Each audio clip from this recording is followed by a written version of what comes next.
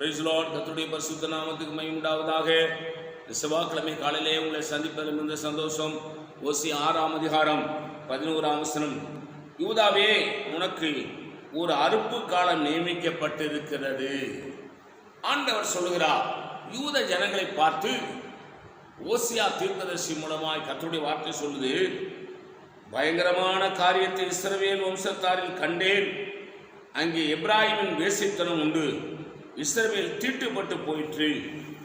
ஆண்டவரை விட்டு இந்த ஜனங்கள் பாவம் செய்து, அநியாயம் செய்து, அக்கிரமம் செய்து தங்களை தீட்டுப்படுத்திக் கொண்டார்கள். ஆகவே அவர்களுக்கு வரவேண்டிய ஆசீர்வாதம் எல்லாம் நின்று போய்விட்டது. அவர்களுக்கு வரவேண்டிய நன்மைகள் எல்லாம் நின்று போய்விட்டது. ஏசாயா தீர்க்கதரிசி சொல்வதை போல உச்சந்தலையிலிருந்து உள்ளங்கால் வரை சௌக்கியமே இல்லை, ரணமும் சீலுமாயிருக்கிறது.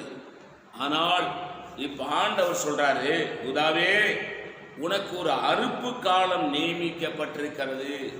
உனக்கு ஒரு ஆசீர்வாதமான காலம் நியமிக்கப்பட்டிருக்கிறது.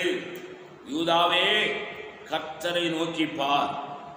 உனக்காக எனக்காக கல்வாரி சிலுவையில் அடிக்கப்பட்ட, உனக்காக எனக்காக ரத்தம் சிந்தின, உனக்காக எனக்காக பாடுபட்ட, உங்களுக்காக எனக்காக சிலுவையில் அடிக்கப்பட்டு மரித்து அடக்கம் பண்ணப்பட்டு 3ஆம் நாள் உயிரோடு எழும்பின என் பெருமானாகி இயேசுவை நோக்கி பார். உனக்கு ஒரு அறுப்பு காலம் இருக்கிறது.